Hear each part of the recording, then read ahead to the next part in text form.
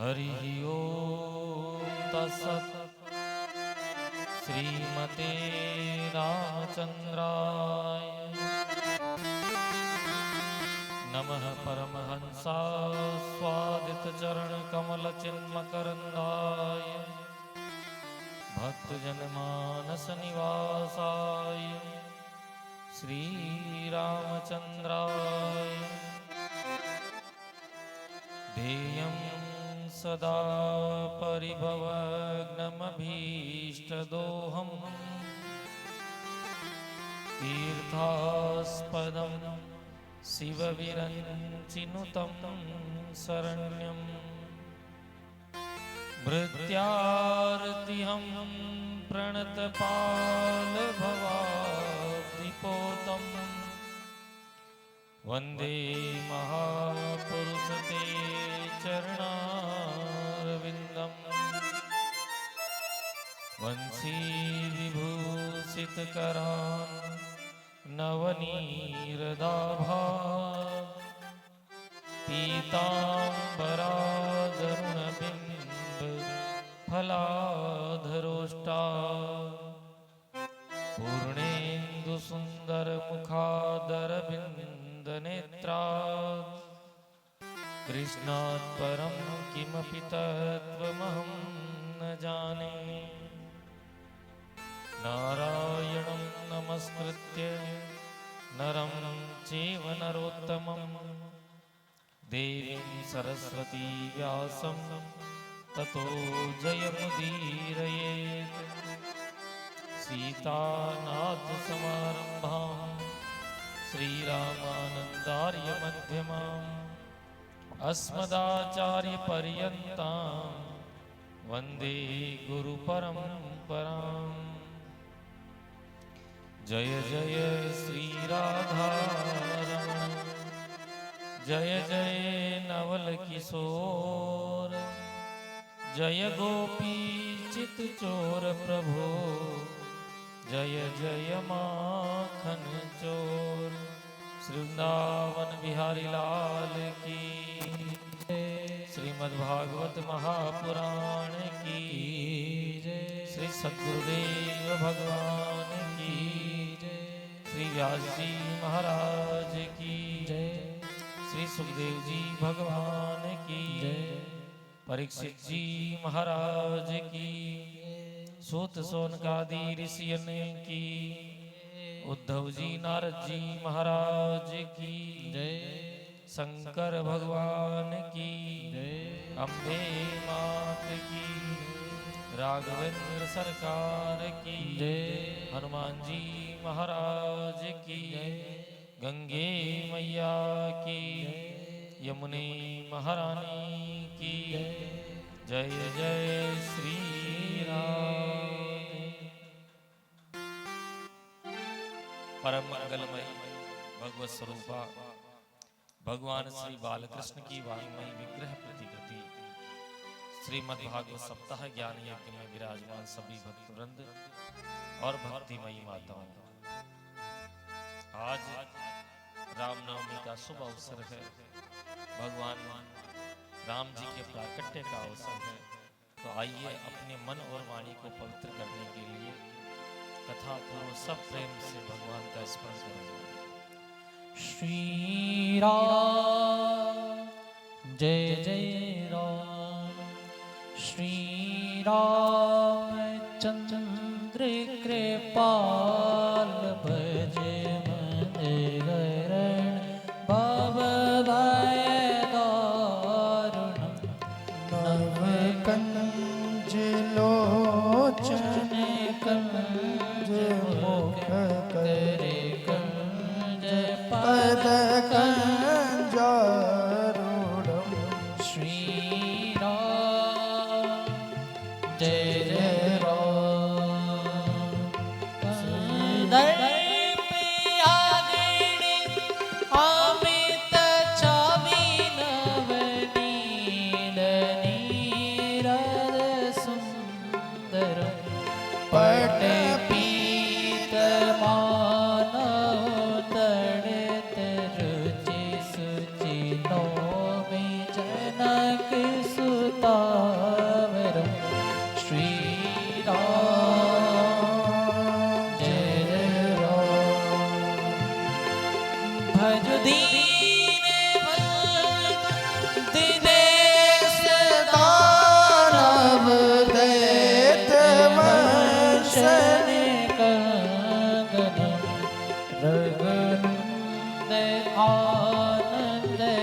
नंद कौशल चंद दशरथ नंदनम श्री मुकुट कुंडल तिलक चारुदारु अंग विभूषणम् आजानु भुज सर चाप धर शैग्राम जित कर दोषणम इति वदत तुलसी दास शंकर शेष मुनि मन रंजनम मम हृदय कंद निवास गुरु कामादि कल जनम श्री राम जय जय राम मनि जाहि राजो मिलहि सोबर सहज सुंदर सावरो करुणा निधान सुजान शील स्नेह जानत रावरो श्री राम जय जय राम एहि भांति गौर आशीष सुन सिय सहित हिय हर्षित अधि तुलसी भवानी पूज पुनि पुनि पद मन मंदर चले तुलसी भवानी पूज मुदित मन मंदिर करे ए जीव देत मन मंदर चली ए हमदत मन मंदर चली जानी गौर अनुकूल सिय हर सुन जाई कहीं मंजुल मंगल मूल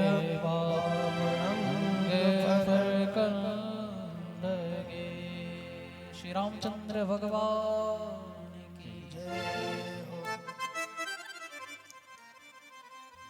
द्वारकायाम भूद्राजन महामोदय पुरोकसा रुक्मिण्यां रमयो पेतं दृष्ट्वा कृष्णं श्रियः पतिं। बोले द्वारकाधीश भगवान की जय। कल की कथा में आप सबने श्रवण किया कि भगवान का प्रथम विवाह लक्ष्मी स्वरूपा भीष्मक जी की पुत्री रुक्मिणी जी के साथ राक्षस विधि के साथ संपन्न हुआ। श्री सुखदेव जी वर्णन करते हैं कि भगवान के अन्यान्य भी अनेकों विवाह हुआ।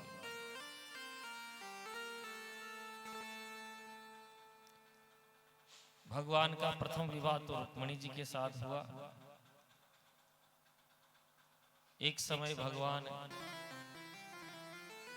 अर्जुन को साथ में लेकर इंद्रप्रस्थ में यमुना जी के किनारे सैर कर रहे थे, तो वहां एक सुंदर युवती को यमुना जी के किनारे तपस्या करते देखा। अर्जुन ने जाकर कारण पूछा कि देवी जी, आप ये तपस्या क्यों कर रहे हैं, आपका परिचय क्या है? तब वो देवी बोली कि अहम देवस्य सवितुर दुहितां पतिमिच्छति विष्णु वरेण्यं वरदं तपः परममास्तितः। अहम देवस्य सवितुर, मैं सविता की पुत्री कालिंदी हूँ, यमुना मेरा नाम है, और द्वारकाधीश भगवान श्री कृष्ण को पति के रूप में प्राप्त करने के लिए ये तपस्या कर रही हूँ। अर्जुन ने दोनों का परिचय कराया और भगवान ने वहीं कालिंदी से पानी ग्रहण किया। ये हुआ भगवान का, बोलो, दूसरा विवाह। सत्राजित नामक राजा ने मणि चोरी का आरोप भगवान पे लगाया, तो भगवान ने मणि की खोज करते हुए जामवंत जी की गुफा में पहुंचे। वहां पर जामवंत जी की कन्या जामवती से पानी ग्रहण किया। ये हुआ प्रभु का, अंगुली ऊंची करो, तीसरा। हाँ, गिनते रहिएगा। मणि लेकर आए, सबूत के तौर पर जामवती को दिखाया। तब सत्राजित लज्जित हुआ और अपनी कन्या सत्यभामा के साथ भगवान का पानी ग्रहण करवाया। ये हुआ प्रभु का चौथा विवाह।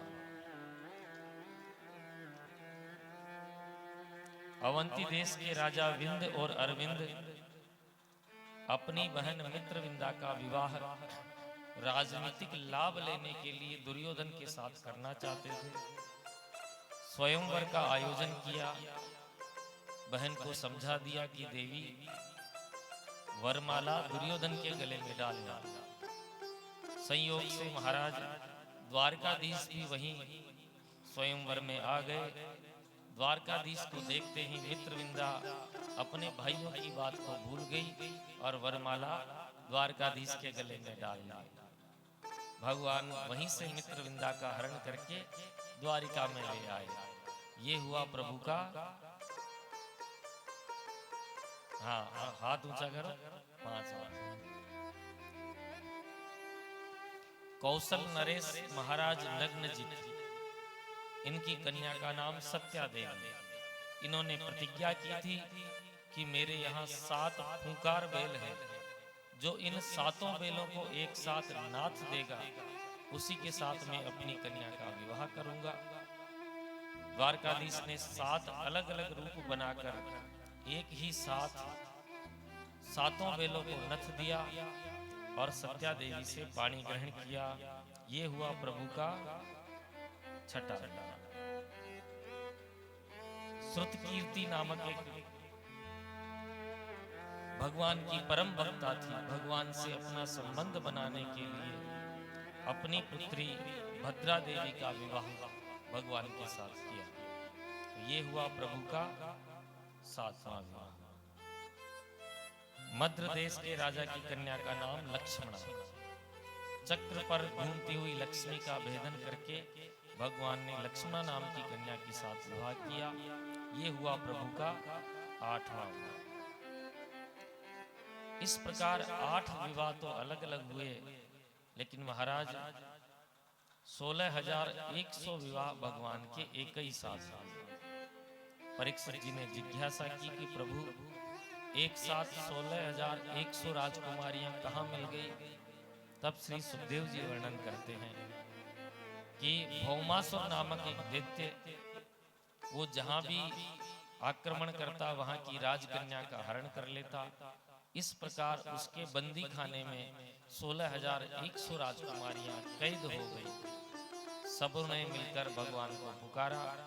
भगवान सत्यभामा को साथ लेकर भौमासुर की नगरी पर आक्रमण किया। उसके नगर का रक्षक था एक 5 सिर वाला राक्षस, मुर नामक दैत्य था। भगवान ने सुदर्शन से मुर नामक दैत्य के 5 मस्तक काट डाले। मुर को मारने से भगवान का एक नाम मुरारी हुआ। बोलिए मुरारी भगवान की जय हो। भौमासुर की नगरी को तहस नहस किया, भौमासुर को समाप्त किया, बंदी खाने में से 16,100 रानियों को मुक्त किया। राजकुमारियां कहती है, प्रभु आपने हमें इस दुष्ट की बंदी से तो मुक्त कर दिया, लेकिन अब हम वापस अपने घर तो जा नहीं सकते। माता पिता हमें स्वीकार करेंगे नहीं, कोई राजकुमार हमसे विवाह करेगा नहीं, तो अब मृत्यु के अतिरिक्त हमारे पास और कोई मार्ग नहीं है। तब भगवान ने कहा कि जिसके सारे द्वार बंद हो जाते हैं उसके मेरे द्वार खुल जाते हैं।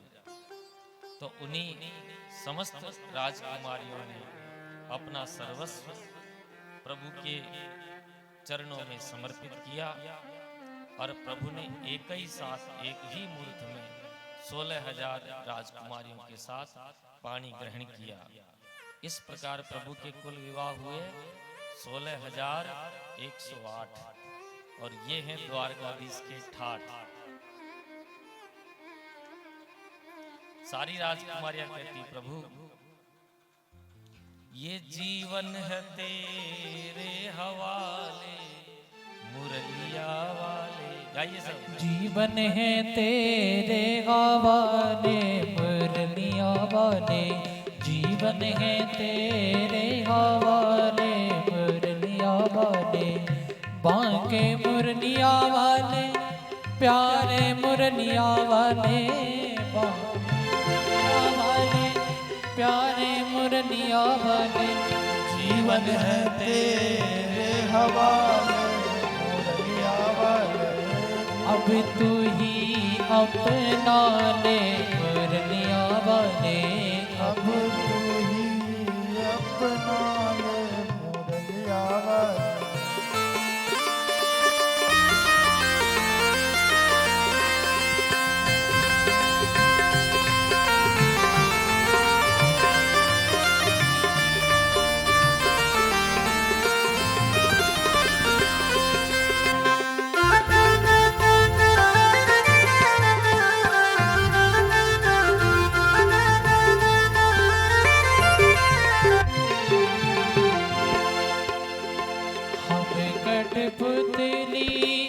तेरे हाथ की कठपुतली, तेरे हाथ की हम कठपुतली, तेरे हाथ की चाहे जैसे न चाले मुरलिया वाले, जीवन है तेरे हवाले मुरलिया वाले।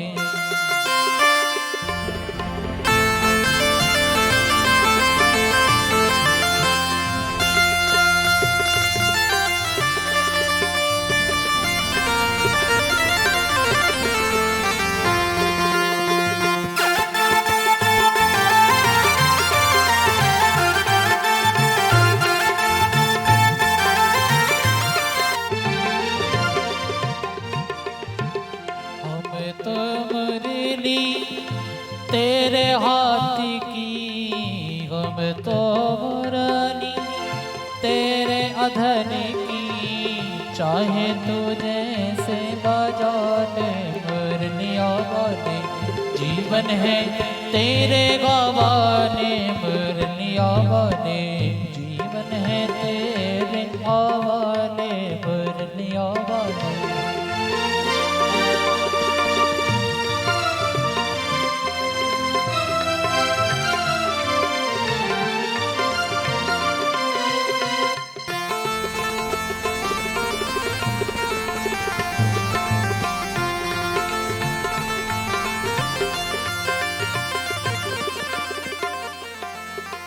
अपने चरण का दास बना लो, अपने चरण का दास बना कर, अपने चरण का दास बना लो, अपने चरण का दास बना लो, वृंदावन में बसा लो मुरलिया वाले, वृंदावन में बसा लो मुरलिया वाले, जीवन है तेरे हवाले मुरलिया वाले, जीवन है तेरे हवाले मुरलिया वाले।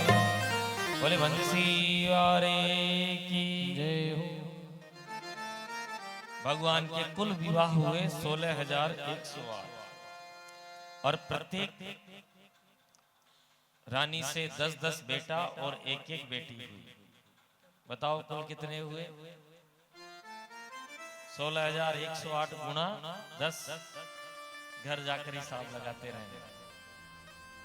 इतने बड़े परिवार के साथ भी भगवान प्रेम से रहते हैं।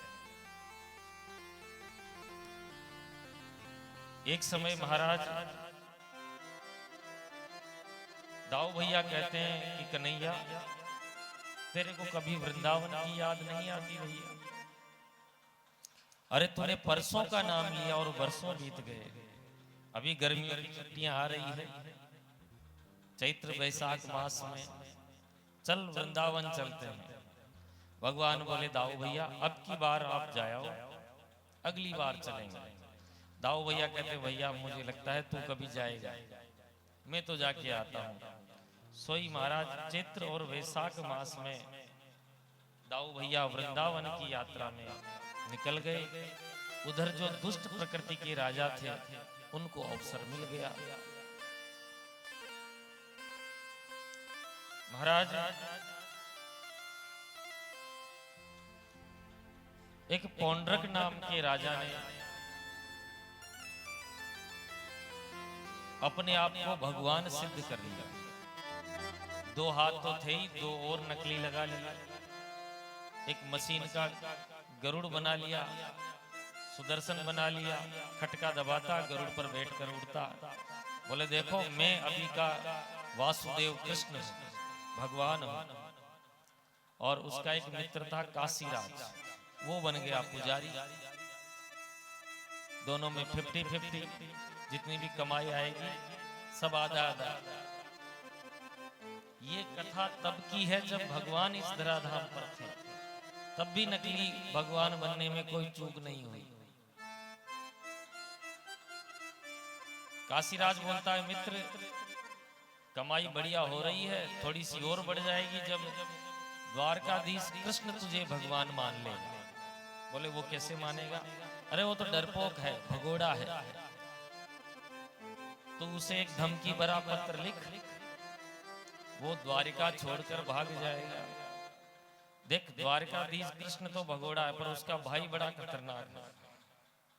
मेरे दूतों ने समाचार दिया है कि अभी वो बलराम वृंदावन की यात्रा पे गया हुआ है, तो अभी मौका है।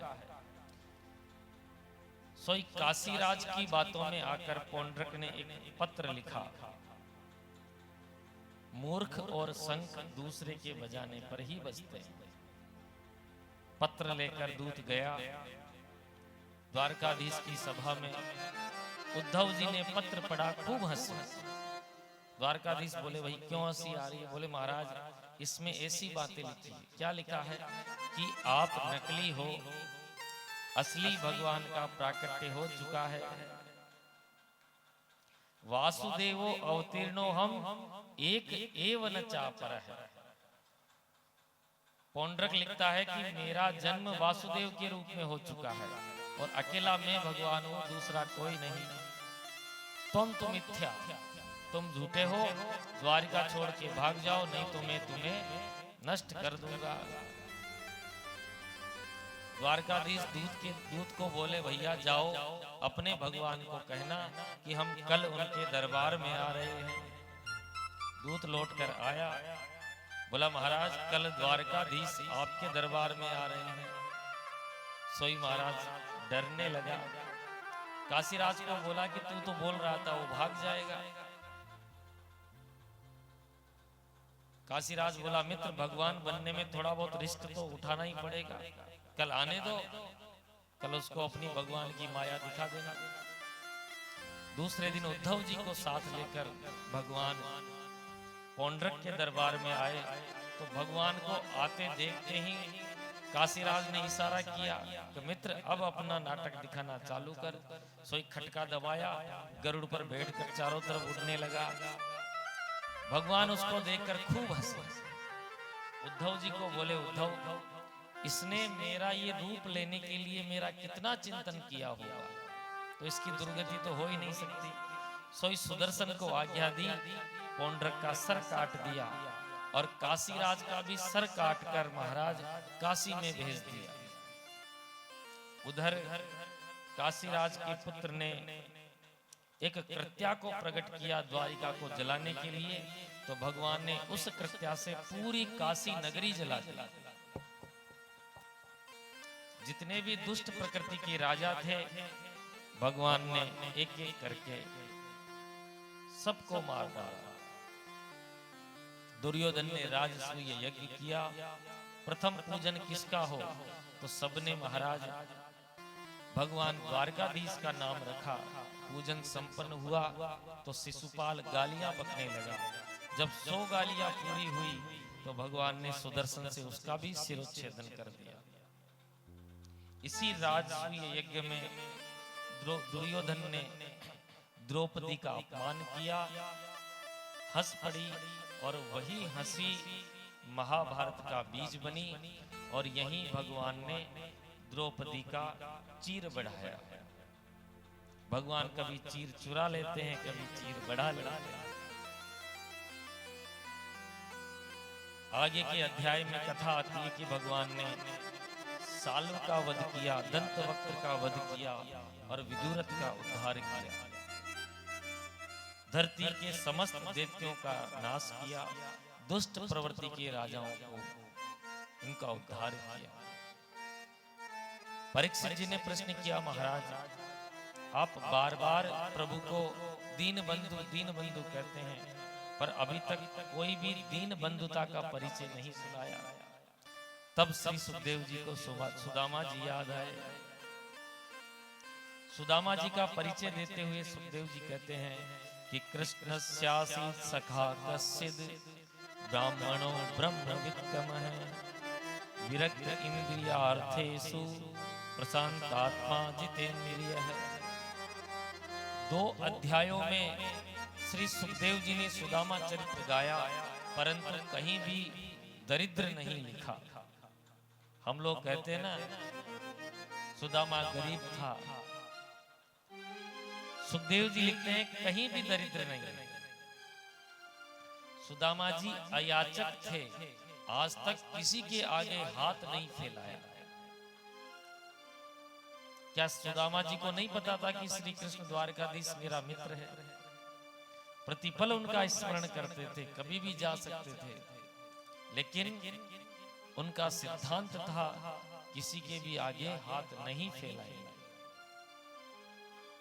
एक दिन भगवान ने ही सोचा कि ऐसे तो ये मेरे दरबार में आएगा नहीं, और भगवान का व्रत है, ये यथा माम प्रपद्यन्ते तांस तथैव भजाम्यहम्। कोई आकर जब तक नहीं कहेगा तब तक भगवान देंगे नहीं। हमें उसके चरणों में नतमस्तक होना ही पड़ेगा। तो एक दिन भगवान स्वयं ही किसी साधु का वेश धारण करके सुदामा जी के द्वार पे पहुंच गए। देवी भिक्षाम देहि। सुनकर सुदामा जी की पत्नी बाहर आई। बोले अब किसी को मना करते हुए तो शर्म आती है, कैसे मना करे? सुदामा जी की पत्नी कहती है, हे महात्मा जी, हमारे यहाँ सूतक है।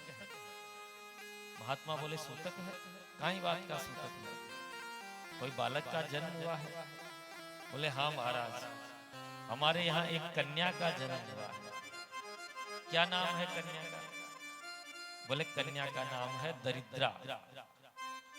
जब से इस दरिद्रा नामक कन्या ने जन्म लिया है, लेना देना सब बंद हो गया। महात्मा जी समझ गए। बोले देवी, पर तुम तो सुदामा जी की पत्नी हो ना? बोले हाँ महाराज, आप मेरे स्वामी को जानते हैं? बोले जानता ही नहीं, अच्छी तरह पहचानता हूं। तुम्हारे स्वामी सुदामा जी और द्वारकाधीश कृष्ण एक ही गुरुकुल में पढ़ते थे, बड़े अनन्य सखा हैं। देवी मेरी बात मानो, अपने स्वामी को एक बार द्वारकाधीश के दरबार में भेज दो, तुम्हारे जन्म जन्मांतर की दरिद्रता समाप्त हो जाएगी। कहकर महात्मा जी तो चले गए। थोड़ी देर बाद में सुदामा जी जब अपने नित्य कर्म से फ्री हुए, तब सुशीला कहती है, प्रभु क्या द्वारकाधीश भगवान श्री कृष्ण आपके सखा है? द्वारकाधीश का नाम सुनते ही नेत्रों से झरझर आंसू बहने लगे। महाराज बोले देवी सखा, अरे हम तो इतने अंतरंग मित्र हैं कि जब हम गुरुकुल में पढ़ते थे मैं पाठ भूल जाता था तो ये कन्हैया चला करके पाठ भूल जाता। क्यों? पिटाई होगी तो मेरे अकेले की पिटाई नहीं हो सकती, इसलिए वो भी पाठ भूल जाता। सुशीला बोली, स्वामी तो फिर आप एक बार द्वारकाधीश के दरबार में चले जाओ, हमारे जन्मों की दरिद्रता नष्ट हो जाएगी। बोले देवी बचपन के सखा से मिलवे जाऊं और कुछ मांगने जाऊं, मैं कदापि नहीं जाऊंगा। सुशीला ने तुरंत बात पलट दी, समझ गई कि ऐसे तो जाएंगे नहीं। सो सुशीला कहती, मैं कहाँ कह रही हूँ कि आप कुछ मांगने जाओ, अरे बस मिलने चले जाओ। जब बार बार सुशीला बोली तो अब सुदामा जी के मन में भी आने लगा कि एक बार तो मिलना चाहिए। सुदामा जी कहते हैं, देवी कुछ स्थान ऐसे होते हैं जहां खाली हाथ नहीं जाया जाता। गुरु के यहाँ, राजा के यहाँ, बेटी के ससुराल में खाली हाथ नहीं जाया जाता। और अपने पास तो पहनने के वस्त्र नहीं है, हम क्या लेके जाएं? तब सुशीला कहती, उसकी आप चिंता मत करो, मैं अभी कुछ न कुछ व्यवस्था करती हूँ। तो या चित्वा चतुरो मुष्टिन विप्रान पृथक तंडुलान। दौड़ी दौड़ी सुशीला गई और 4 ब्राह्मणियों के घर से 4 मुट्ठी चावल मांग कर ले आए। मानो इतनी दरिद्रता कि घर में 4 मुट्ठी चावल भी नहीं। अब चावल तो आ गए पर उनको बांधने का एक कोई साबुत वस्त्र नहीं घर में। तो सुशीला ने अपनी पुरानी साड़ी में से उसी को दुबरा तिबरा करके उसको बांधकर सुदामा जी के हाथ में दिया और कहा कि जब आपका अपनी मित्र से भेंट हो तो मेरा एक संदेश उनको दे देना। छोटी सी बात को ही, बड़ी सी बात को छोटे शब्दों में समेट कर सुशीला कहती है कि 1 मास वे पाख में 2 एकादशी होए, सो प्रभु दीन दयाल ने नित प्रतिदीनी मोहे। हे प्रभु, आपके समस्त भक्त महीने में 2 एकादशी करते हैं, लेकिन मेरे यहाँ तो नित्य ही एकादशी बनी रहती है। बच्चों को जब भूख लगती है, खाने को कुछ नहीं होता, तब मैं यही कहती हूँ कि बेटा आज एकादशी है, आज नहीं मिलेगा। तो प्रभु कभी इस दीन के घर भी द्वादशी आएगी या नहीं आएगी? अपनी बात को छोटे से शब्दों में रखकर सुशीला ने सुदामा जी को कहा। सुदामा जी चावल की टोकरी पोटली को बगल में दबाए सुशीला को कहते हैं कि देवी अगर अवसर मिला तो अवश्य कहूंगा। चावल की पोटली को बगल में दबाए सुदामा जी द्वारिका के रास्ते में चल पड़े। रास्ते में एक वृक्ष के नीचे विश्राम किया। भगवान ने सोचा कि ये पता नहीं कितने दिन में आकर पहुंचेगा। सोए सुदामा जी को द्वारिका के वन में, उपवन में, वाटिका में लाकर सुला दिया।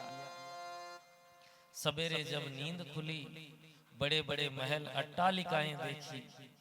सुदामा जी ने सोचा कि हम रात को सपने में ही पता नहीं नींदों में कहां से कहां आ गए।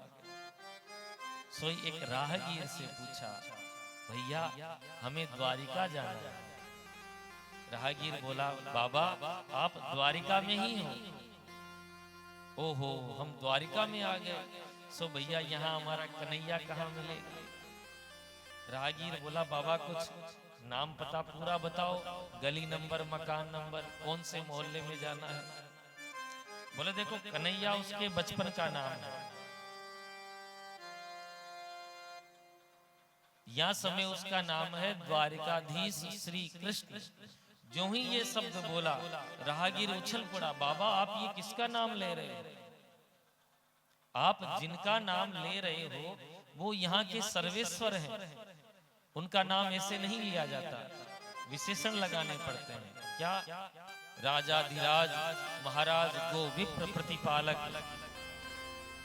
महाराज श्री श्री श्री 1008 द्वारकाधीश श्री कृष्णचंद्र जी महाराज। सुदामा जी बोले ओहो, तो उसका नाम इतना बड़ा हो गया। भैया बचपन में जब हम पढ़ते थे तो हम तो उसको कन्हैया कन्हैया कहते थे। अच्छा तू ये बता, जो तूने नाम लिया है वो कहाँ मिलेगा? राहगीर बोला बाबा, ये जितने भी महल दिख रहे हैं वो सब उनके ही महल हैं, आप चाहे किसी में चले जाओ। भागवत जी के अनुसार तो सुदामा जी रुक्मणी जी के अंतःपुर में चले गए, पर नरोत्तम दास जी ने जो सुदामा चरित्र गाया है उसमें लिखा है कि द्वारपाल से निवेदन किया कि हम देखो भगवान के दरबार में ब्राह्मणों के लिए, संत के लिए कोई द्वारपाल नहीं है, बिना रोक टोक भगवान से मिल सकते हैं। तभी तो कल की कथा में सुना ना आपने, ब्राह्मण पत्र लेकर गया सीधे द्वारकाधीश के पास। भागवत जी में तो नहीं है कि कोई द्वारपाल आया, ये सब हमारे रचनाएं हैं। सुदामा जी जैसे ही द्वार पर आए, द्वारपाल से कहा भैया तुम्हारे महाराज से मिलना। द्वारपाल गया कि प्रभु एक ब्राह्मण आए हैं आपसे मिलने। प्रभु ने पूछा क्या पहचान है? तब द्वारपाल कहता है कि शीश पर पगड़ी नहीं है, तन पर कपड़े के नाम पर एक धोती है, वो भी आधी नीचे आधी ऊपर लपेट रखी है, पैरों में जूतियां नहीं है। शीसे पगन जगत ने पे प्रभु जाने को आई बसेंगे ही ग्रामा। धोती फटी सी लटी दुपटी अर पाए उपान है की नहीं सामा। द्वारे खड़ा तुझे दुर्बली एकी, द्वारे खड़ा तुझे दुर्बली चकी सो वसुधा अभिरामा। पूछत दीन दयाल को धाम, बतावत अपनो नाम सुदामा। पूछत दीन दयाल को धाम, बतावत अपनो नाम सुदामा। जो सुदामा नाम सुना महाराज, द्वारकाधीश सिंहासन से उछल पड़े, नीचे कूद पड़े। बोले क्या बोला सुदामा? महाराज चरण पादुका पहनना भूल गए, पीतांबर नीचे गिर पड़े और 7 ड्योढ़ी पार करके सुदामा जी के सामने आकर खड़े हो गए। बोले दीन बंधु भगवान की जय। सारी सभा सावधान हो गई। बोले आज से पहले ब्रह्मा जी भगवान शंकर तक इस दरबार में आए हैं, द्वारकाधीश को इस तरह उत्सुक नहीं देखा। लगता है आज कोई विशेष अतिथि आया है, सोई महाराज स्वागत की तैयारी करो। सारी सभा स्वागत की तैयारी कर रही है और उधर महाराज सुदामा जी के सामने ये ऊहापोह की स्थिति है। नाम याद होगा कि नहीं, पहचान पाएगा कि नहीं। और ज्यों ही द्वारकाधीश श्री कृष्ण को देखा, महाराज आंसुओं से झरझर आंखों से आंसू बरने लगे। द्वारकाधीश ने झट से सुदामा जी को अपने अंगीकार कर लिया, अंक में भर लिया, गले लगा लिया। सुदामा को लगा कि आज प्रेम के समुद्र में डूब गया। भगवान ने कसकर पकड़ा। भगवान ने सोचा कि कहीं मेरे पकड़ने से मेरे मित्र को कष्ट न हो, क्योंकि ये 1.5 हड्डी का है। अपनी पकड़ ढीली करी, हाथ पकड़ा और सने सने राजसभा में प्रवेश किया। इतनी दिव्य अलौकिक भगवान की राजसभा है। भगवान की जो राज्यसभा है उसका नाम है सुधर्मा सभा। क्या नाम है? सुधर्मा सभा। मणियों के तो खंबे हैं महाराज, ऊंचे ऊंचे आसनों पर भगवान के पार्षद विराजमान हैं। सुदामा जी भगवान की सभा को देखकर भौचक्के हैं और जो भगवान के सभासद हैं वो सुदामा जी को देखकर भौचक्के हैं कि ये अद्भुत विभूति कौन है जिनके लिए भगवान 7 ड्योढ़ी पार करके बिना पादुका पहने दुपट्टा नीचे पटके दौड़े चले गए। सुदामा जी को देखकर सभासद भौचक्के हैं और सभासदों को देखकर सुदामा जी भौचक्के हैं। भगवान ने हाथ पकड़कर अपने निज सिंहासन पर सुदामा जी को बैठाया और स्वयं नीचे बैठ गए। इशारों में ही भगवान ने रुक्मणी जी को इशारा किया कि जाओ चरण धोने के लिए जल ले आओ। रुक्मणी जी हैरान हो गई, ये क्या हुआ? आज तक भगवान ने कोई भी कार्य के लिए मुझे आज्ञा नहीं दी। भगवान की आज्ञा पालन करने के लिए सैकड़ों दास दासियां सभा में मौजूद हैं। इनके रहते भगवान ने आज मुझे आज्ञा दी है। जरूर ये कोई बड़ा अवधूत है, पर ये है कौन? रुक्मणी जी दौड़ी दौड़ी गई जल लाने के लिए। उधर महाराज भगवान ने सुदामा जी के श्री चरण को अपने हाथ में, सुदामा जी के पाद तल को अपने हाथ में रखा और पीतांबर से जो पैरों पर धूल लगी हुई थी वो झाड़ने लगे। धूल झाड़ते झाड़ते पैरों के तलवों पर दृष्टि गई तो वहां इतनी दूर चलने के कारण सुदामा जी के पाद तल पर छाले हो गए। कुछ छाले फूट भी गए तो छाले फूटने के कारण उनमें कुछ कंकड़ धस गए। प्रभु ने वो कंकड़ निकाला तो उसमें से रक्त की धार बह निकली। रक्त देखते ही भगवान के एक नेत्र से गंगा, एक नेत्र से जमुना प्रवाहित हुई। रुक्मणी जल लेकर आती उससे पहले महाराज भगवान के नेत्रों की अश्रुधारा से सुदामा जी के चरण धुल गए। बोले दीन बंधु भगवान की जय। ऐसे बेहाल बीवाइन सो पग कंटक जाल लगे पुनी जोए। ऐसे बेहाल बीवाइन के पग कंटक जाल लगे पुनी जोए। आए महादुख पायो सखा तुम, आए इतने कीते दिन बीते। आए महादुख पायो सखा तुम, आए इतना किते दिन कोई। देखी सुदामा की दीन दशा, देखी सुदामा की दीन दशा, करुणा करके करुणा निधि रोए। पानी परात को हाथ छियो नहीं, नैनन के जल से पग धोए। नैनन के जल से पग धोए। प्रीतो विमुंचत बिंदुन नेत्राभ्याम पुष्करेक्षण है। इतनी अगाध स्नेह प्रीति के कारण नेत्राभ्याम पुष्करेक्षण है। भगवान के नेत्रों से जो गंगा यमुना की धारा बही उसी से पाद प्रक्षालन सुदामा जी का किया। रुक्मणी जी जल लेकर आई, ये दृश्य देखा तो रुक्मणी जी मन ही मन कहती है कि इस अवधूत ने कितने पुण्य किए होंगे। किम अनेन कृतम पुण्यम अवधूतेन भिक्षुणा, श्रियाहीनेन लोकेस्मिन् गर्हितेनाधमेन च। किम अनेन कृतम पुण्यम, पुण्यों की कोई संख्या नहीं है। आज लक्ष्मी जी भी अपने आप को ठगी महसूस कर रही है।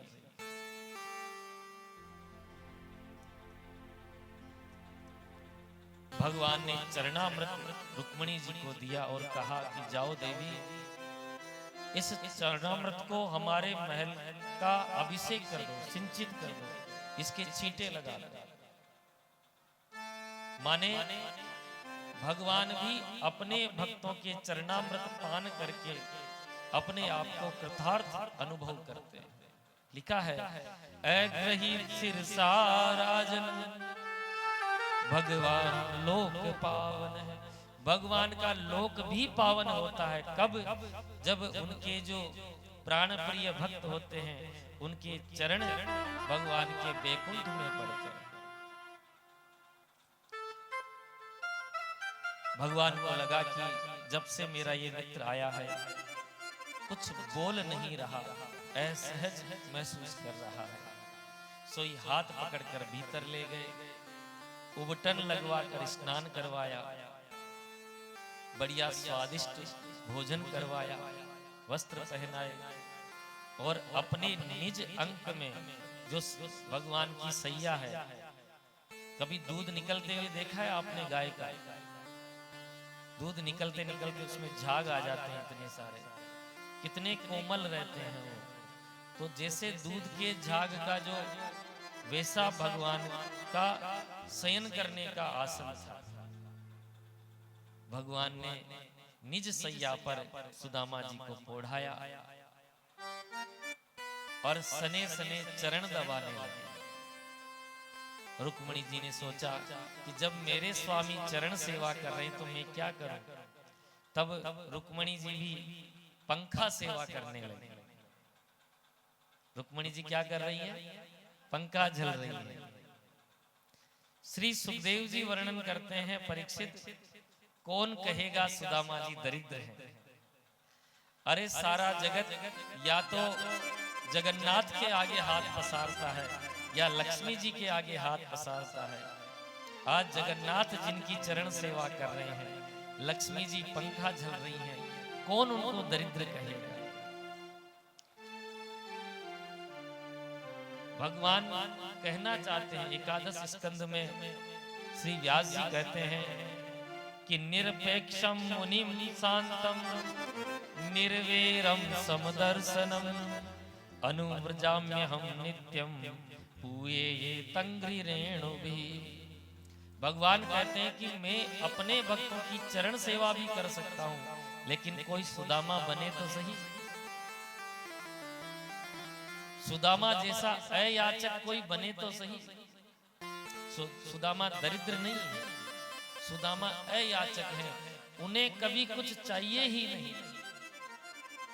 आप कल्पना करें कि प्रधानमंत्री आपके मित्र हों, तो क्या आप किसी को बिना बताए रह सकते हो कि प्रधानमंत्री मेरे मित्र हैं? बताओ। सुदामा जी ने अपनी पत्नी तक को नहीं कहा कि द्वारकाधीश कृष्ण मेरे सखा है, वो तो किसी संत ने आकर कहा।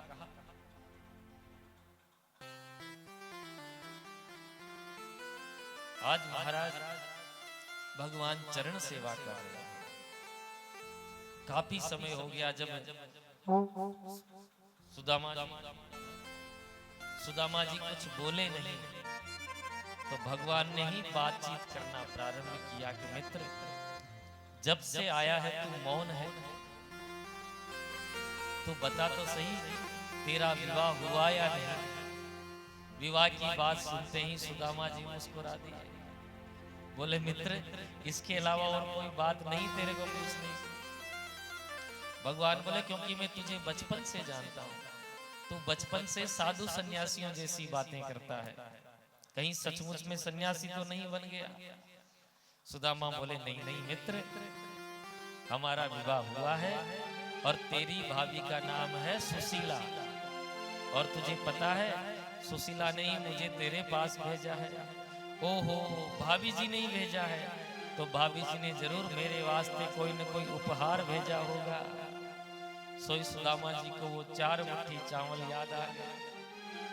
यो इतनो बड़ो राजा और इसको देने के लिए मेरे पास क्या है? 4 घर से मांगे हुए 4 मुट्ठी चावल। देखो चावल की सैकड़ों वेराइटियां होती हैं। आप 4 घर में चावल लेने जाओ तो आपको पता पड़ जाए कोई बासमती है, कोई किड़की है, कोई कच्चा है, कोई पक्का है, कोई सरबती है, कोई लंबा है, कोई छोटा है, अपने आप दिख जाएगा। इतने बड़े राजा को मैं क्या ये 4 मुट्ठी चावल? सुदामा जी मना कर दिए कि नहीं मित्र, हमारे पास क्या धरा है तेरे को देने के लिए? कुछ नहीं भेजा। अच्छा कुछ नहीं भेजा तो कोई बात नहीं, पर मित्र एक बात बता, तुझे बचपन की सारी बातें याद है कि नहीं?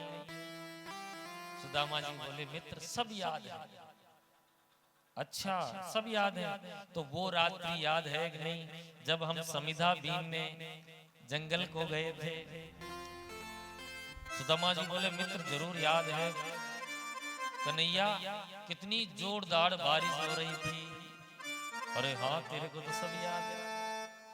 भगवान बोले देख उस रात कितनी जोरदार बारिश हो रही थी, हम लोग पेड़ पर बैठे थे और वहां रात सर्दी के कारण तेरे दांत कितनी जोरदार कड़क रहे थे। सुदामा जी समझ गए ये तो कुछ और ही पोल पट्टी खोलवे वालो है। तुरंत सुदामा जी ने बात मान दी। अरे मित्र वो बचपन की भी क्या थी बातें। अब दोनों मित्र बचपन की बातें याद करके खूब हंसे। रुक्मणी जी को कुछ समझ में ही नहीं आया। रात थी, सर्दी पड़ रही थी, दांत कटकटा रहे थे, तो इसमें हंसने की क्या बात है? रुक्मणी जी कुछ नहीं समझे। भगवान बोले सुदामा सच्ची सच्ची बता, भाभी ने मेरे ताई कुछ नहीं भेजा? सुदामा जी बोले कन्हैया तेरी सुई वापस यहीं आकर अटक गई। अरे जब बोल तो दिया कि कुछ नहीं भेजा, अब बार बार पूछ रहा है तो मेरा कोई उत्तर बदल थोड़ी जाएगा। भगवान बोले चलो कुछ नहीं भेजा कोई बात नहीं।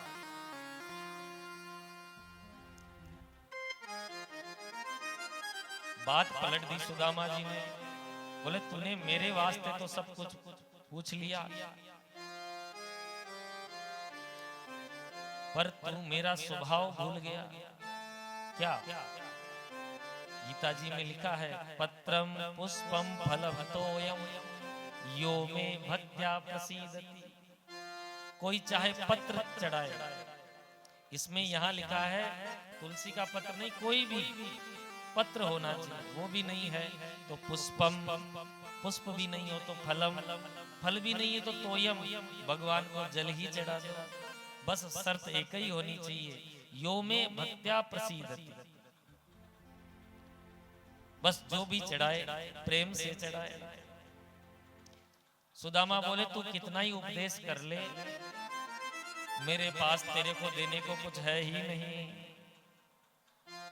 भगवान बोले चल कोई बात नहीं, देने को नहीं है, पर तू जब से आया है तब से इस हाथ को जोरदार दबा रखा है, क्या बात है, कुछ दर्द है क्या?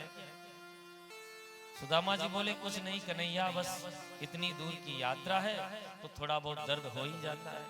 हरे राम राम, मैं इतनी देर से तेरे पैर दबा रहा हूं और दर्द तो हाथ में है। तो लिखा है स्वयं जहार किमिद मिदी पथक तंडुलान। भगवान ने जैसे ही जबरदस्ती हाथ खींचा, दबाई हुई चावल की पोटली नीचे गिर गई। तो चावल की पोटली स्वयं जहार भगवान ने खुद उठाई, चावल की पोटली खोली। भगवान कहते हैं सुदामा इतना अमूल्य उपहार मेरे लिए लाया है और इसको छुपाए हुए है। तो प्रथम मुट्ठी खाई भगवान ने, नेत्र बंद किए और सुशीला को संदेश पहुंचा दिया। इति मुष्टिक सकृद्धत्वा द्वितीयम जगदुमाददेह। एक मुट्ठी चावल मुख में धरी और देखो भगवान के मुख में यदि पदार्थ जाता है तो समस्त सृष्टि तृप्त हो जाती है, क्योंकि समस्त सृष्टि का निवास कहाँ है? भगवान के उदर में। सृष्टि प्रकट भी तो उदर से ही होती है। तो केवल भगवान तृप्त नहीं हुए, संपूर्ण विश्व तृप्त हो गया। भगवान जैसे ही दूसरी मुट्ठी खाने लगे, रुक्मणी जी ने हाथ पकड़ लिया, प्रभु एक लोक तो पहले ही दे चुके हो, ये दूसरा लोक देकर क्या स्वयं सुदामा बनना चाहते हैं? भगवान ने चावल की पोटली रुक्मणी जी को दी कि जाओ सबको प्रसादी बांट दो। उधर भगवान कहे सुदामा यदि भाभी ने मेरे ताई ये उपहार भेजा है तो जरूर कुछ न कुछ संदेश भी भेजा होगा। तब सुदामा जी को संदेश याद आया कि एक मास द्वे पाक में दो एकादशी होए, सो प्रभु दीन दयाल ने निज प्रतिदीनी मोहे। सुशीला भाभी का संदेश सुनते ही भगवान ने नेत्र बंद किए और मन ही मन होनी थी सो हो गई, अब ना ऐसी होए, भाभी तेरे भवन में नित्य द्वादशी होए। बोले दीन बंधु भगवान की जय।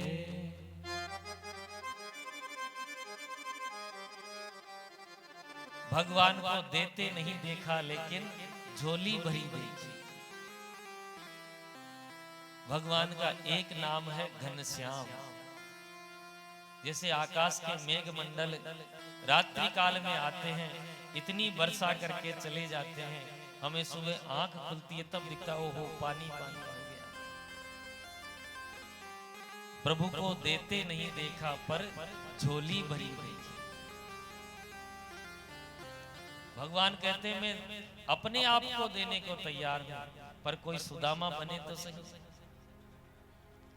जैसी भगवान की द्वारिकापुरी आज प्रभु ने वैसी ही सुदामापुरी बना दी। सुदामा जी को पता भी नहीं लगने दिया कि क्या होगा। भगवान मौन है।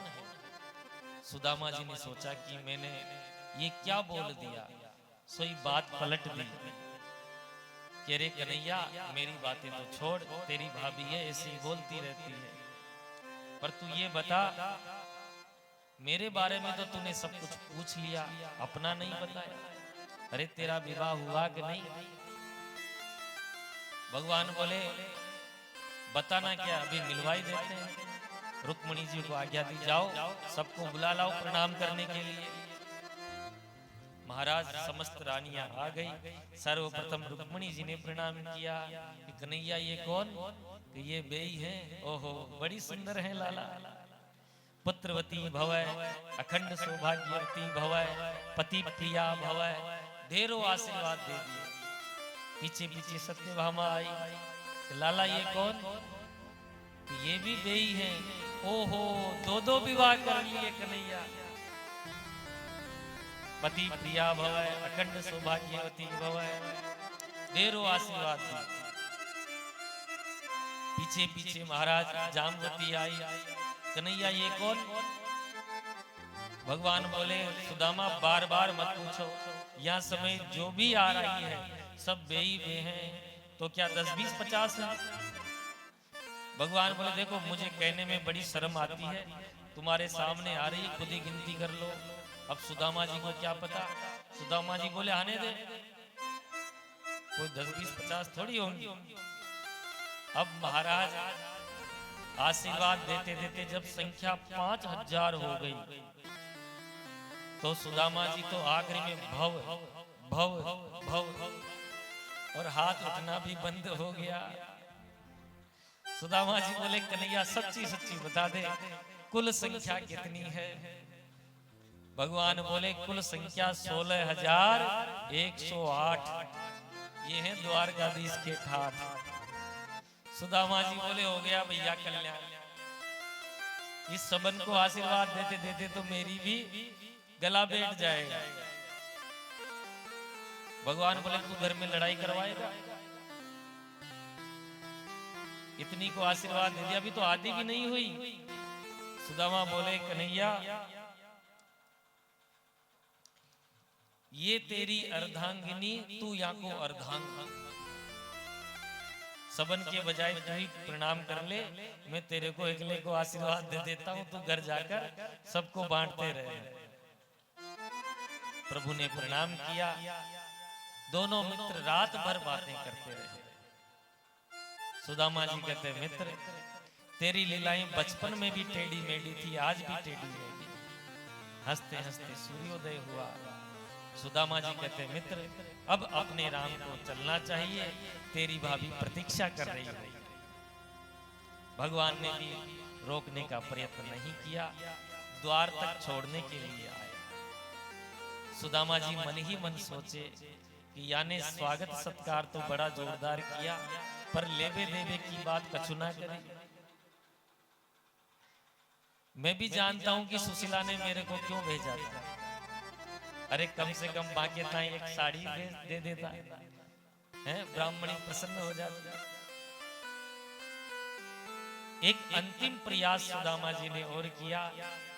कहते कन्हैया तू कहां तक मेरे साथ आएगा लाला, तू जा भीतर, अब अपने राम चलते हैं। तो भगवान ने विदा किया।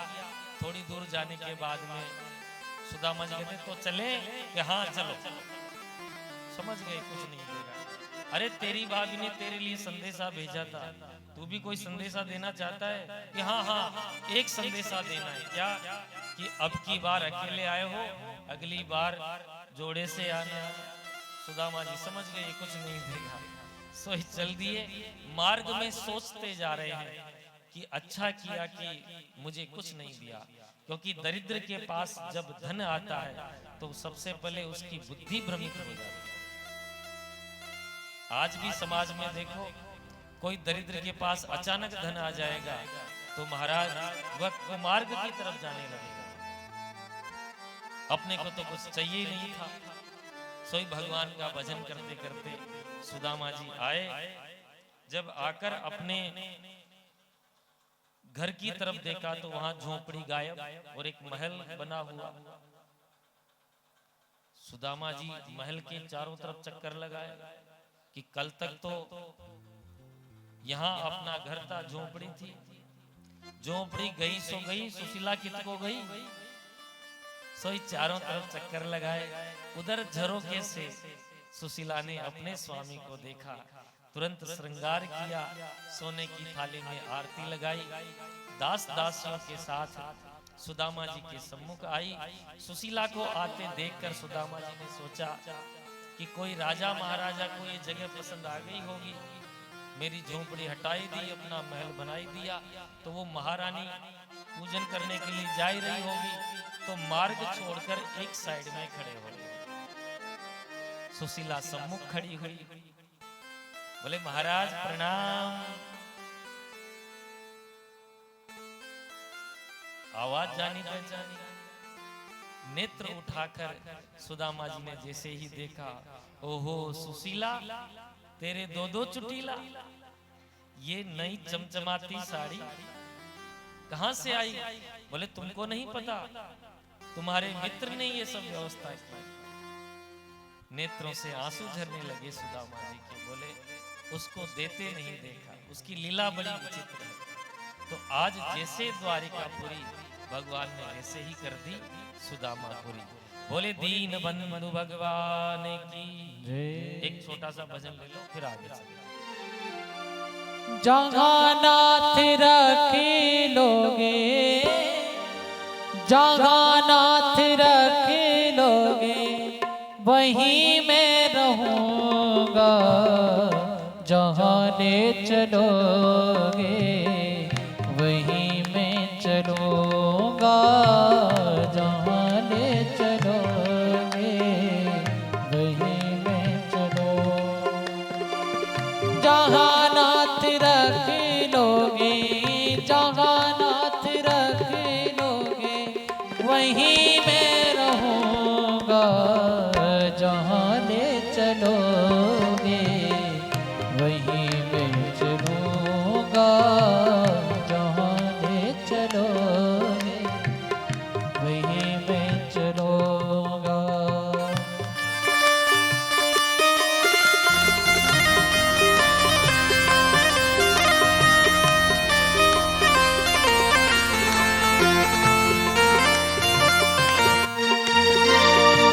जीवन समर्पित चरण में तुम्हारे, तुम्ही मेरे सर्वस, तुम्ही प्राण प्यारे। तुम्हें छोड़ कर मैं, तुम्हें छोड़ कर मैं किस रहूँगा, जहाँ ले चलोगे वहीं मैं चलूँगा, जहाँ ले चलोगे वहीं मैं चलूँगा।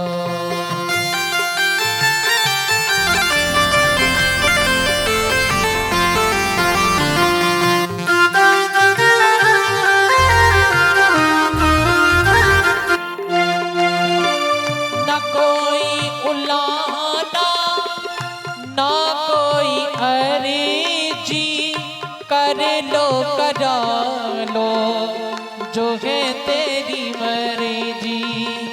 कहना भी होगा तो, कहना भी होगा तो तुम्ही से कहूँगा, जहाँ ले चलोगे वहीं मैं चलूँगा है, जहाँ ले चलोगे वहीं मैं चलूँगा।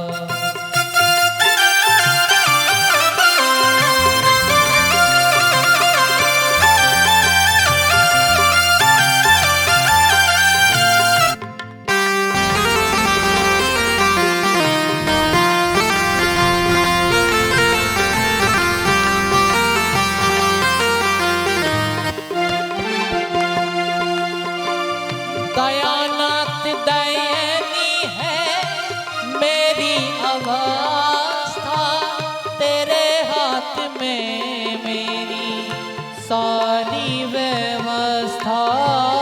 दयानाथ दयनी है मेरी अवस्था, तेरे हाथ में मेरी सारी व्यवस्था।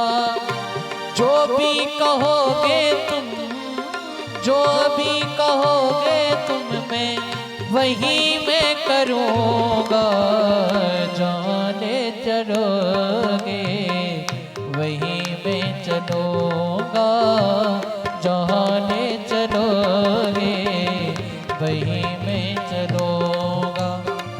जहाँ नाथ रखी लोगे, जहाँ नाथ रखी लोगे वहीं मैं रहूँगा, जहाँ ले चलोगे वहीं मैं चलूँगा, जहाँ ले चलोगे वहीं मैं चलूँगा।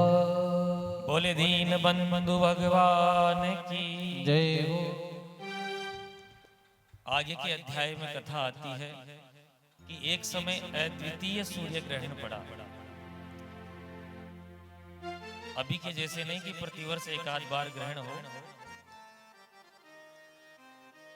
द्वापर में बहुत कम बार सूर्य ग्रहण हुआ। तो इस सूर्य ग्रहण में ब्रजवासी भी आए, हस्तिनापुर वासी भी आए और भगवान द्वारिका से भी सपरिकर हस्तिनापुर क्षेत्र में, कुरुक्षेत्र में उस सूर्य ग्रहण में स्नान करने के लिए गए। ब्रज से आने के बाद आज प्रथम बार भगवान अपने माता पिता जसोदा और नंद बाबा से मिले, ब्रजवासियों से मिले और वहां किशोरी जी गोपियों की भी भगवान से भेंट हुई, समस्त रानियों से परिकर सहित भेंट हुई। यहीं प्रभु 3 मास तक रहे और वसुदेव जी ने यहाँ यज्ञ भी किया।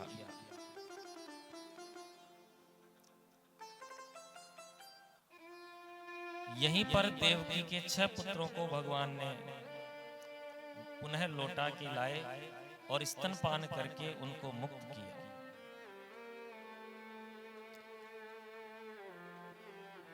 आगे महाराज परीक्षित का प्रश्न आया कि वेद भगवान की स्तुति कैसे करते हैं। तब नरकुटक छंद में जय जयकार करते हुए वेद भगवान कहते हैं, जय जय जय जामति दोष ग्रभीत गुणाम तमस यदात्मना समम वरुद्ध समस्त भगः अग जग दोक सा मखिल शक्य व बोधक ते क्वचिद जयात्मना चरतो नुचरे निगम है। ईश्वरः सर्वभूतानां हृदयस्य गुणतिष्ठति गीता जी में भी लिखा है कि भगवान सबके भीतर हैं, काम क्रोधादि भी भीतर ही रहते हैं। मनुष्य के भीतर काम क्रोध भी है, भगवान भी है। तो इन्हीं के अंदर भगवान की जय हो और ये जितने भी विकार हैं वो पराजय। हम कहते हैं ना रामचंद्र भगवान की जय, तो उनकी जय तो हमेशा ही है, लेकिन हमारे भीतर जो विकार है उनके ऊपर भगवान की जय। तो ये वेद स्तुति है। आगे के अध्याय में महाराज यदुवंश को ऋषियों का श्राप लगता है। जब दुर्वासा जी की उपेक्षा भगवान के पुत्रों द्वारा की गई, तब दुर्वासा जी ने श्राप दिया कि यदुवंश का नाश एक मूसल के द्वारा होगा, आपस में ही लड़कर मर जाएंगे। जब यदुवंश का श्राप का समाचार उग्रसेन जी को लगा, तो उसी मूसल को घिस घिस कर समुद्र में बहा दिया। अंतिम में एक कील बची लोहे की, मछली ने निगल लिया। उस मछली को मछुआरे ने पकड़ा, मछुआरे ने मछली का पेट चीरा, कील निकाली और एक बहेलिए को भील को दे दिया। उद्धव जी ने प्रश्न किया, प्रभु मैं समझ गया कि आप अपने जाने की रचना बना चुके हो, तो मुझे जरूर साथ लेकर जाना। भगवान ने कहा, उद्धव जी नहीं, तुमको यहीं इस धराधाम पे रहना है और संन्यास योग का मार्ग प्रशस्त करना है। तब 11वें स्कंद में भगवान ने उद्धव जी को ज्ञान दिया। जो ज्ञान गीता में बच गया था वो सारा ज्ञान एकादश स्कंद में आता है। एकादश स्कंद को भागवत जी में मुक्ति स्कंद कहते हैं। यहाँ संन्यास धर्म की शिक्षा दत्तात्रेय जी के 24 गुरुओं के माध्यम से दी गई कि हमें जिससे भी शिक्षा मिलती है उसको अपना गुरु बना लेना चाहिए। दत्तात्रेय जी ने 24 गुरु बनाए। पृथ्वी वायु आकाश है, मापो अग्निश चंद्रमा रवि, कपोतो अजगर सिंधु पतंगो मधुकृत गज है, मधुआ हरिणो मीन पिंगलो क्रूरोर्भृक है, कुमारी सरकृत सर्प है, उर्ण नाभि सुपेशकृत। पृथ्वी को गुरु बनाया, सहनशीलता सीखी। हम पृथ्वी में गड्ढा भी खोदते हैं, मलमूत्र भी करते हैं, लेकिन पृथ्वी सहनशील बनी रहती है। वायु को गुरु बनाया, चाहे सुगंध में बहो चाहे दुर्गंध में, हमेशा एक जैसे बने रहो। आकाश को गुरु बनाकर असंगता का पाठ सीखा। जल को गुरु बनाया, जल से स्वच्छता, निर्मलता, सरस होना सीखा। अग्नि को गुरु बनाया।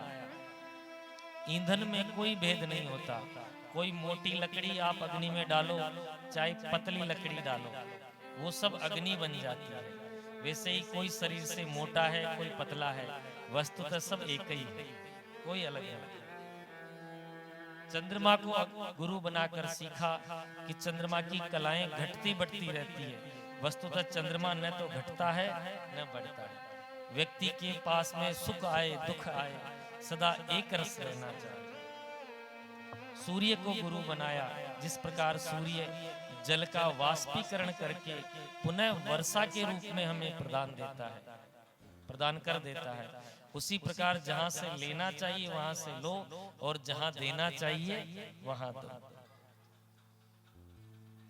अजगर को गुरु बनाया, कबूतर को गुरु बनाया, सागर को गुरु बनाया। सागर में कितने रत्न होते हैं, लेकिन सागर शांत स्थिर रहता है। हमारे पास पैसा आ गया, धन आ गया, तो वो दिख जाएगा दूसरे को, भाई इसके पास पैसा आ रहा है, उस व्यक्ति की चाल बदल जाती है। लेकिन समुद्र में इतने रत्न रहते हैं, समुद्र सदा एक रस रहता है। पतंगे को गुरु बनाकर रूप में आकृष्ट होकर नष्ट होना सिखाया कि किसी के रूप में आकृष्ट होकर नष्ट नहीं होना चाहिए। मधुमक्खी को गुरु बनाया। जिस प्रकार मधुमक्खी धीरे धीरे करके शहद इकट्ठा कर लेती है, एक दिन क्या होता है, शिकारी आता है, मधुमक्खी को उड़ाकर वो शहद लेकर भाग जाता है। हम भी तिनके तिनके करके पैसा जोड़ लेते हैं, उस पर कुंडली मारकर बैठ जाते हैं। एक दिन कोई चोर लुटेरा आता है, सब लेकर भाग जाता है। मधुमक्खी शहद को खुद के भोग के लिए काम में नहीं ले पाती, तो संग्रह इतना ही करो जितना आवश्यकता। हाथी को गुरु बनाया, मृगी को गुरु बनाया, एक कन्या को गुरु बनाया, और अंत में महाराज खुद के शरीर को भी गुरु बनाया। खुद के शरीर को गुरु क्यों बनाया? शरीर माध्यम खलु धर्म साधनम। शरीर स्वस्थ रहेगा तो ही तो भजन कर पाओगे, इसलिए शरीर पर भी ध्यान देना चाहिए। ऐसा नहीं घुटने टूट जाए, आंखों से दिखना बंद हो जाए, पहले ही उसका उपचार करते चले। उद्धव जी ने प्रश्न किया, महाराज संतों के लक्षण क्या हैं? तब भगवान कहते हैं कि कृपाल कृत तितिक्षु सर्वदेहिनाम। जो सब पे कृपा करे, तितिक्षु हो, सबको अपना जैसा समझे, अजात शत्रु हो, किसी को भी अपना शत्रु ना माने। उद्धव जी ने प्रश्न किया कि आपको पाने का सबसे सरल साधन क्या है, सबसे सरल मार्ग क्या है? तब कहते हैं कि मुझे पाने का सबसे सरल मार्ग है कि सभी जीवों में मेरा दर्शन करना। सब में यदि आप भगवत दृष्टि रखोगे तो किसी का अनिष्ट नहीं कर पाओगे। धोखा किसको देंगे? भगवान को धोखा थोड़ी दे सकते। आप में प्रभु के दर्शन करेंगे तो आपको धोखा कैसे देंगे? आई बात समझ। सिए राममय सब जग जाने, सबको सीताराम जी के रूप में जानो तो महाराज किसी से बैर नहीं होगा, किसी से शत्रुता नहीं होगी, किसी को धोखा नहीं दोगे। ये कहकर अपनी चरण पादुका उद्धव जी को दी कि आप बद्रीनाथ में जाओ और भजन करो। प्रभु यदुवंशियों के सहित प्रभासक क्षेत्र में पहुंचे। 56 करोड़ यदुवंशी मदिरा पान करके एक दूसरे से लड़ने लगे और महाराज कुछ ही क्षण में वो 56 करोड़ यदुवंशी काल के गाल में समा गए। दाऊ जी ने अपने दिव्य स्वरूप का ध्यान किया और शेष रूप में परिणित हो गए। भगवान श्री कृष्ण के चरण में एक मणि थी, बहेलिये ने उसको हिरण की आंख समझा, बाण छोड़ा और वो बाण प्रभु के चरण में आकर लगा। बहेलिये ने आकर क्षमा मांगी। भगवान बोले ये तूने नहीं किया, ये सब हमारी इच्छा से हुआ है, जा तेरे को भी परम धाम की प्राप्ति होगी। भगवान ने दारुक नाम के सारथी को बुलाया और कहा जाओ द्वारका वासियों को बोल दो कि 7 दिन में द्वारिका समुद्र में समा जाएगी, सब वो स्थान छोड़ दो। उधर आकाश में देवता स्वागत के लिए खड़े हैं कि प्रभु आइए। और उसी समय जैसे बिजली चमकती है, किसी को नहीं दिखती, सौदा मन्या यथाकाशो यान्ता हित्वाभ्य मंडलम। आकाश में बिजली चमकी और वही तेनेयम वांगमयी मूर्ति प्रत्यक्षा वर्तते हरि। भगवान की वो चमक भागवत जी में आकर समाहित हो गई। बोले भागवत भगवान की जय। इसी प्रकार एकादश स्कंद पूर्ण हुआ।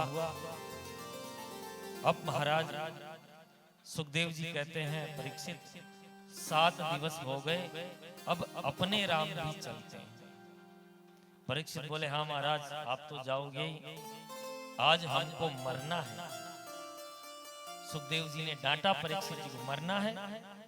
तुम तो राजन मरिष्यामि पशु बुद्धि मिमाम जही। तुम अभी भी सोच रहे हो कि तुम मरोगे?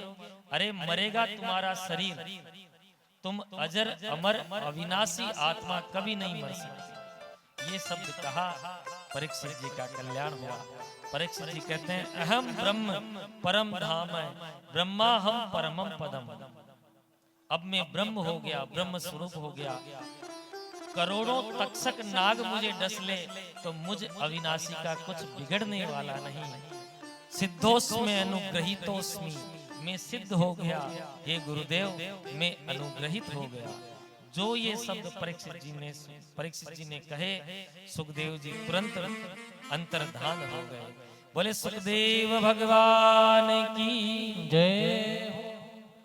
7 दिवस के पश्चात छद्म वेश में तक्षक नाग आया, परीक्षित जी को डसा। परीक्षित जी तो पहले ही भगवत रूप हो गए थे, केवल परीक्षित जी का शरीर मरा, परीक्षित जी नहीं मरे। परीक्षित जी के पुत्र जन्मेजय ने सर्पेष्टि यज्ञ किया। सभी सर्पों को नष्ट करने के लिए अगस्त ऋषि ने आकर उनको शांत किया। इस प्रकार 18,000 श्लोकों की 335 अध्यायों की 12 स्कंद की ये श्रीमद् भागवत कथा, इसमें सूत सोनकादि ऋषियों ने जो संवाद किया वो यथामति यथाशक्ति यथा ज्ञान मैंने आप सबको श्रवण करवाया है। अब भागवत जी का अंतिम श्लोक, पहला पद मैं बोलूंगा, बाद में आप उसको दोहराएंगे। नाम संकीर्तनम यस्य, नाम संकीर्तनम यस्य, सर्व पाप प्रणाशनम, सर्व पाप प्रणाशनम। नाम संकीर्तनम यस्य, नाम संकीर्तनम यस्य, सर्व पाप प्रणाशनम, सर्व पाप प्रणाशनम। प्रणामो दुःख समनः, प्रणामो दुःख समनः, तम नमामि हरिं पदम, तम नमामि हरिं परम, तम नमामि हरिं परम। तम नमामि हरिं परम। श्री हरये नमः, श्री हरये नमः, श्री हरये नमः, श्री हरये नमः, श्री हरये नमः। श्री हरये नमः। बोली भागवत भगवान की जय। जय जय श्री राधे। भागवत जी के अंतिम श्लोक का सार है कि प्रभु का नाम संकीर्तन जिस किसके भी मुख से होता है, सर्व पाप प्रणाशनम, उसके जीवन के समस्त पाप नष्ट हो जाते हैं और जीवन के समस्त दुख नष्ट हो जाते हैं। भगवान यथाशीघ्र प्रसन्न हो जाते हैं। हम श्री हरि से यही प्रार्थना करते हैं कि आपके जीवन में भी जो कष्ट है, जो दुख है, जो क्लेश है, जो बाधाएं हैं, वो भगवान के नाम संकीर्तन से जल्दी ही नष्ट हो। प्रभु के श्री चरणों में आपका अनन्य प्रेम बना रहे। और सभी को मेरा धन्यवाद जो आपने 7 दिवस बड़ी श्रद्धा और भक्ति पूर्वक ये कथा श्रवण की। देखो, अच्छे श्रोता मिलना भी वक्ता के लिए बड़ी बात होती है। आप सब मूर्धन्य श्रोता हैं। ये भागवत जी का क्रम जो प्रतिवर्ष होता आया है, ये चौथी 5वीं बार है? चौथी बार है, 5वीं बार है? हाँ, चलो जो भी है, अब 5वीं बार भी होगा ही। प्रतिवर्ष ये क्रम चलता रहे श्रीमद् भागवत कथा का। और राम कथा का बीड़ा तो कृष्णानी जी ने उठाया ही है? वो भी प्रतिवर्ष चलता रहे। आप लोगों का साथ भगवती देवी को मेरा इनको बारंबार प्रणाम है कि इस अवस्था में आकर भी इन्होंने, मतलब इस एज में इनकी शरीर का सामर्थ्य नहीं है, फिर भी खूब भाग दौड़ करके ठाकुर जी की कृपा से ये आयोजक सानंद परिपूर्ण हुआ। अंतिम श्लोक का तात्पर्य केवल भगवान नाम संकीर्तन से है। आइए हम भी प्रेम से भगवान नाम संकीर्तन करेंगे। वृंदावन गए प्यार हमारा, बरसाना है प्राण हमारा, बरसाना है प्यार हमारा, वृंदावन है प्राण हमारा। मेरा माँ के बिगारी यार यार, मेरा माँ के बिगारी यार यार, उस पर तू सब कुछ बार बार भले छूटे, भले छूटे ये संसार यार, भले छूटे ये संसार यार, इस बार न टूटे वादा।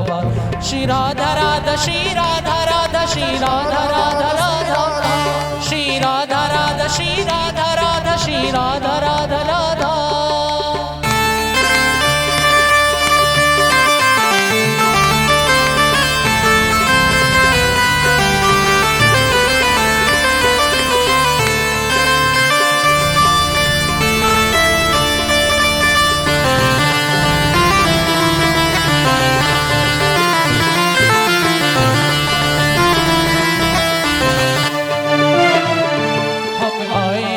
बरसाने से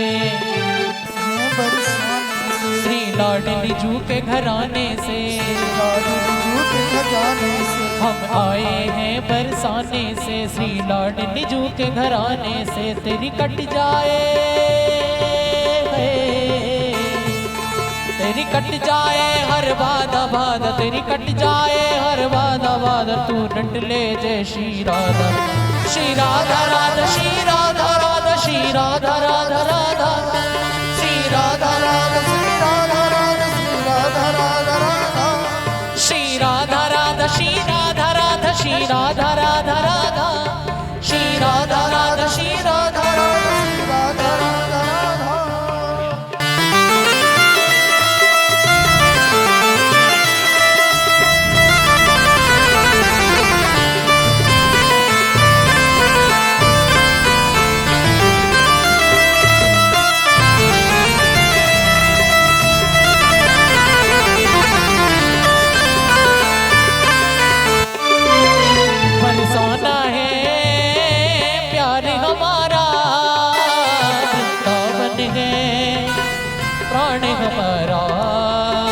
बरसाना है प्यार हमारा, दामन है प्राण मेरा बाके बिहारी यार यार, तू उस पर सब कुछ बार बार। भले छूटे भले छूटे ये संसार यार, इस बार न टूटे वादा। श्री राधा राधा श्री राधा राधा श्री राधा राधा राधा श्री राधा राधा श्री राधा राधा श्री राधा राधा राधा।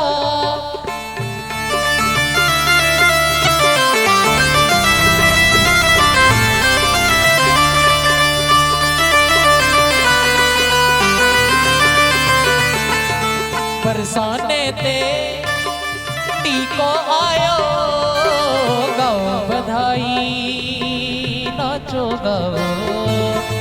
बरसाने ते टीको आयो, गाओ बधाई ओ नाचो गाओ।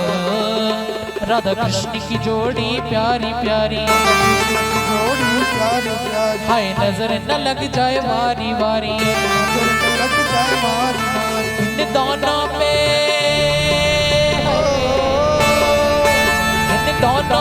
बलिहारी हारी, इन दोनों पे बलिहारी हारी। राधा कृष्ण की जोड़ी प्यारी प्यारी। श्री राधा राधा श्री राधा राधा श्री राधा राधा श्री राधा राधा श्री राधा राधा श्री राधा राधा राधा।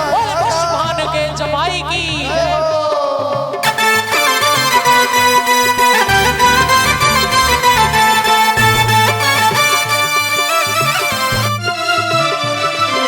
राधा राधा राधा राधा राधा राधा ओ राधा राधा राधा राधा राधा राधा राधा